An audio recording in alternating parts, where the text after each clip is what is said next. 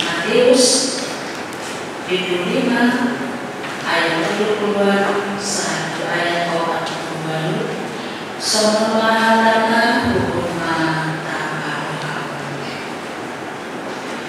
diberi hamudo hata namado matado abuni mata ikondo abuni ikon alai au manok kamu una alohamu naja molo alom nama master hurum sihamani tarehoma na hurum sihapiran molo alom nanai mambahen sidir tuho lau membuat ulosmu Atenama doho baju-baju di badan. Molo adom menangisi nama mogaida manongan ibana sapal oloima ibana dua leon ma mangiru tuho unang dari nanai masali diberi hamudo harta namando kolong maroham didongani kosoma yang musuh alai audo manu Tuhan kolong maroham di musuh tanya Tuhanmu akan berburu asatong dari anak ni amamuna na ibanuagi janino ay ibagisang do matanyarina tuaka paroka maja nang tunakona iparolo udan tunakaroha na igor nang tunangiru ay molo-holong rohamuna orang diakka na makapulongin dia mapayana Gani akasi jarobeo da somoni tibae dia do hasilkan muda molodenggan hatamuna orang tuaka domanuna dari akka sekelebeu dan somoni do tibae ipe ikonsultingan rohamuna so amauna ibanua rijam nasun dengan doa Yerusana kainona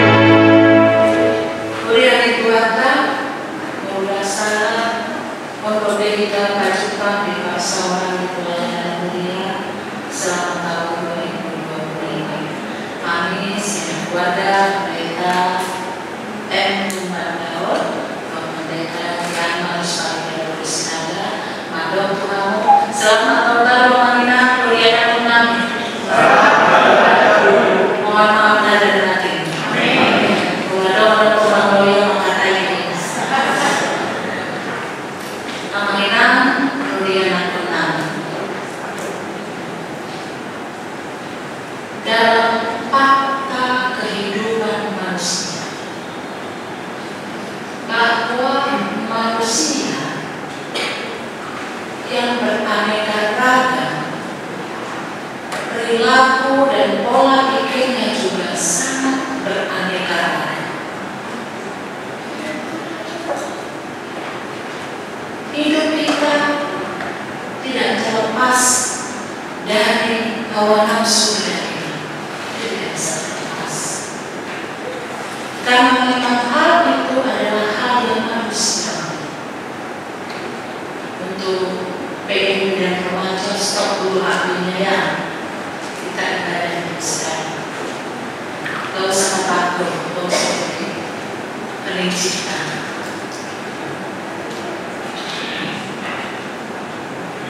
Oleh karena itu, karena keanekaragaman pola pikir dan perilaku kita, maka manusia itu dari zaman ke zaman, dari abad ke abad akan eksis.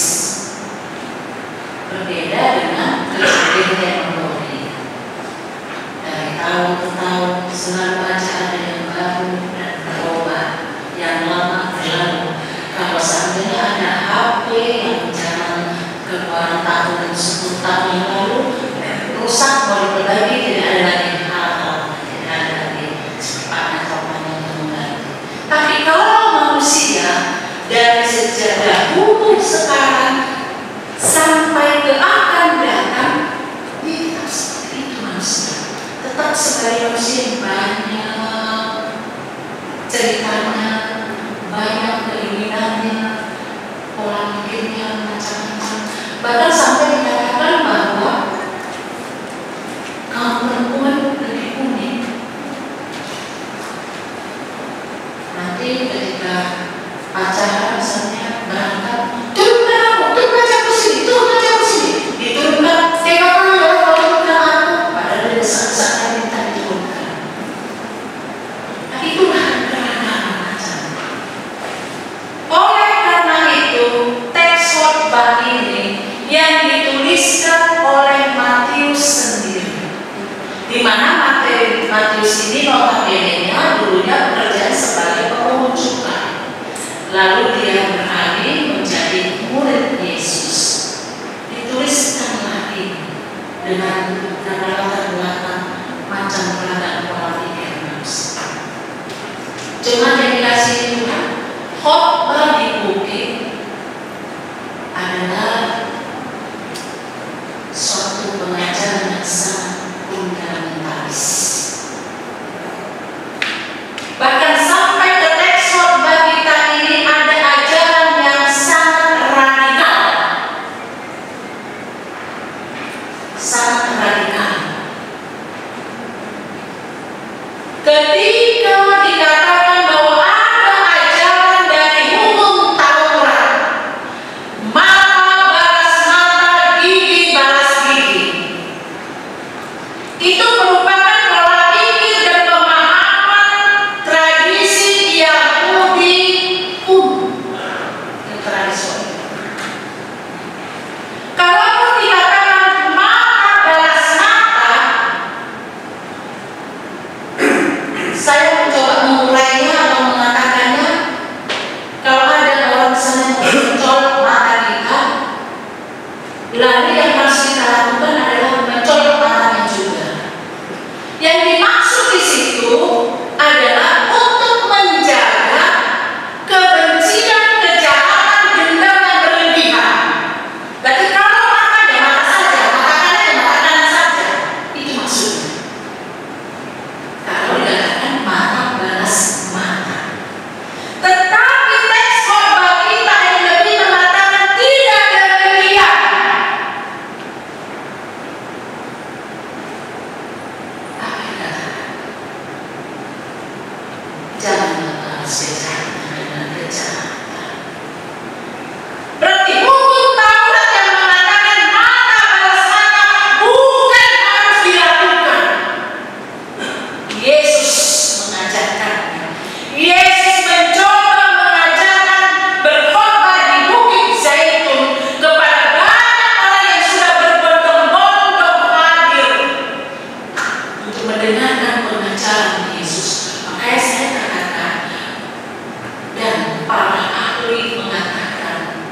bahwa khotbah di bukit pengajaran Yesus adalah pengajaran yang sangat radikal, keras, pengajaran keras dan radikal. Anak-anak kami sekalian, busuk pengajaran orang do Maulah kalau ada musuh tanaman jahat, berita sangat jahat, bahkan dia melakukan fitnah pembunuhan karakter kepada kita, tapi kita harus mengasihinya. Orang bilang, cucu kita berat. Coba anak-anak kami, jika kamu punya pacar, lalu teman kamu sendiri menikungnya, berkhianat, ayo berkhianat dari kamu, tapi dibilang, sayang itu sahabatmu, berat? Mau? Enggak ya? Harus jujur. Enggak, masa kabur nanti, enggak berat, apa terjadi nanti? Musuh langsung takut dicampur rambutnya. Berarti tidak jujur kan? Iya, berat.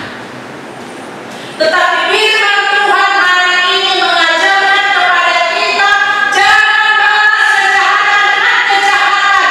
Jika kita membalas kejahatan dengan kejahatan, apa bedanya kita kepada orang jahat? Tidak ada yang boleh tambah. Tidak ada bedanya kita. Percayakah kita seorang pembunuh juga mengasihi saudaranya? Percaya kita? Iya. Paling tidak anaknya nggak mungkin nggak dikasihinya, istrinya nggak mungkin nggak dikasihinya, atau suaminya, orang tuanya nggak mungkin nggak dikasihinya, kasihi. Jadi apa bedanya kita dengan mereka? Ketika ada orang jahat kita membalas kejahatan, berarti jadi tambah dua penjahat. Kalau si A jahat, kalau yang 23 jahat sama, lalu aku juga jahat kepada dia, jadi tambah kan dua penjahat. Ya kan? Benar.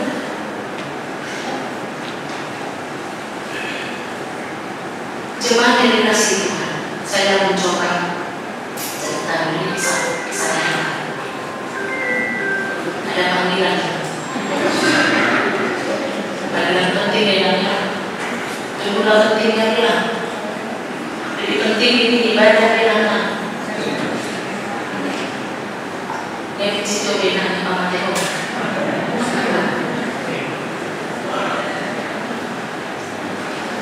Bernama Zine Misen, berumur 16 tahun.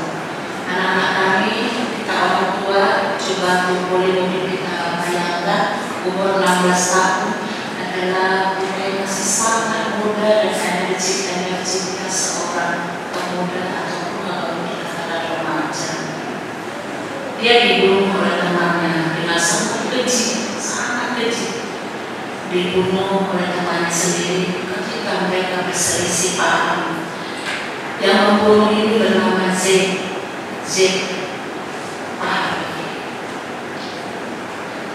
Kisah ini terjadi di London tahun 2008. Lalu Ibu Jimmy ketika anak sudah dibunuh, ada orang dokter yang mewawancarai dia, mencoba mengajak berbincang-bincang. Kenapa engkau ibu tidak marah?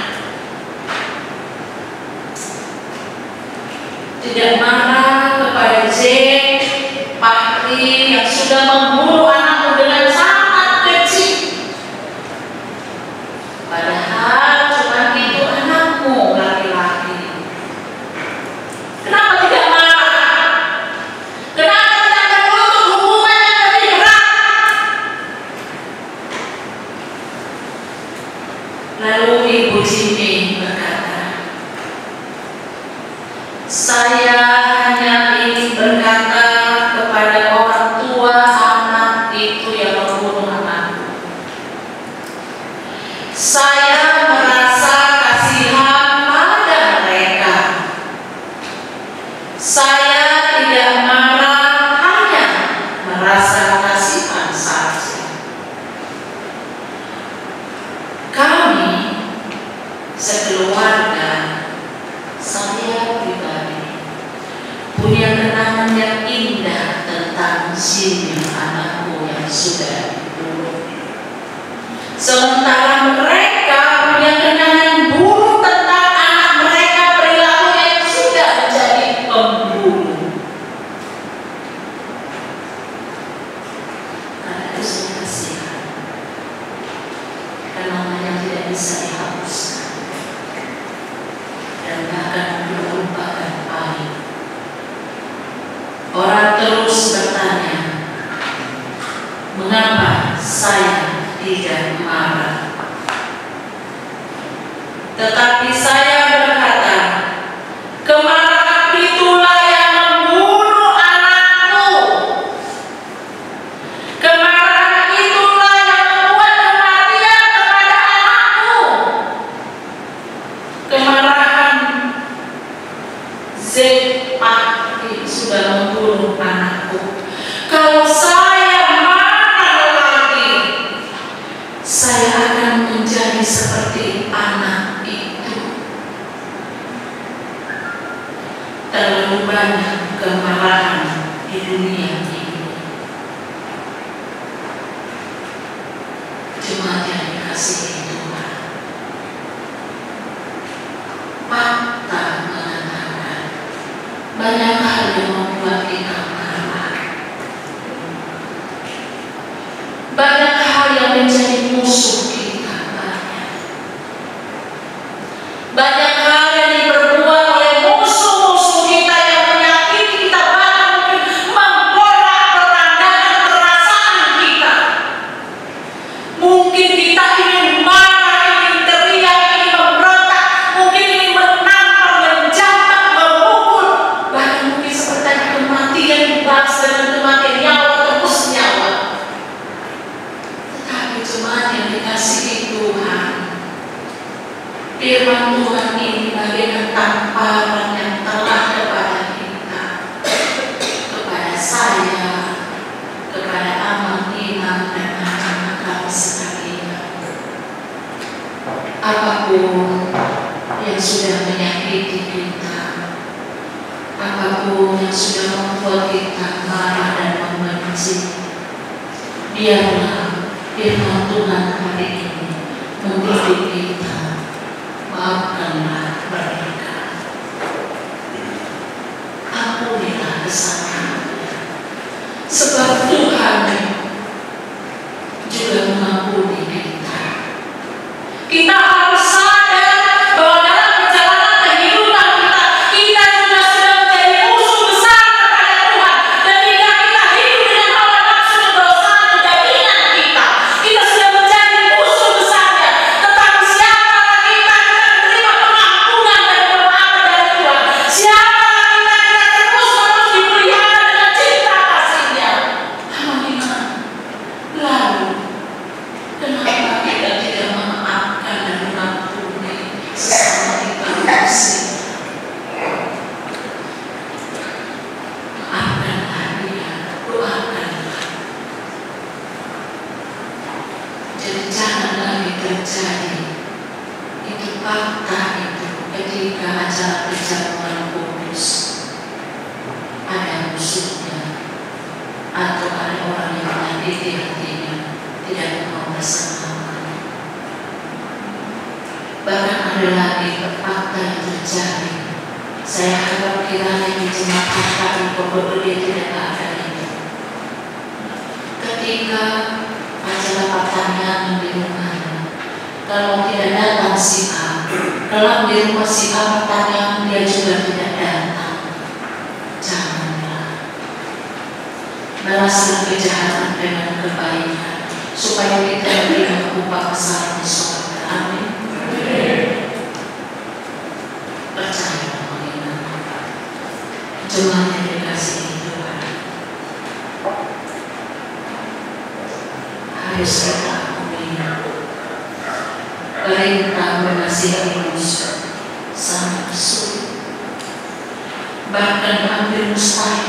kita lakukan. Namun perintah Tuhan lewat firman ini tidak bisa ditawar-tawar.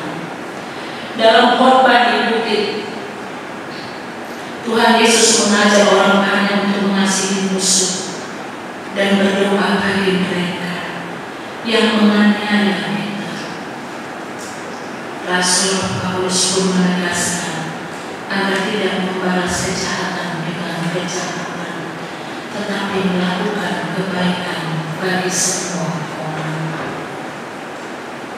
Jemaat yang dikasihi Tuhan, kita harus mengampuni orang lain sebab kita sudah diampuni oleh Tuhan. Ketika kita tidak bisa mengampuni kesalahan orang lain, dendam, kemarahan itu akan menyiksa, mendera, menggerogoti hati pikiran kita sendiri. Coba renungkan itu. Ketika kita bisa mengampuni, percayalah ada kenikmatan yang luar biasa. Coba praktekkan itu hidup dan nyata. Kita belajar mengasihi orang yang sudah merugikan, mencelakakan kita dan menyakiti kita. Kita kasihi, kita doakan, kita pegang moto ini. Saya mau kasih moto untuk kita semuanya, mengingat anak-anak kami. Mengampuni itu memang berat, tetapi mendatangkan berkat. Mengampuni itu memang tidak mudah, tetapi selalu indah. Inilah untuk kita pegang oleh dan persekutuan ibadah kita hari ini. Saya Padugoi di Pasu-Pasu di Batama, kita Saruna, Parlado, Pandita, Luas Kuria, Rodi, yang Kota Saruna di Pasu-Pasu di Batama kita. Amin. Terima kasih.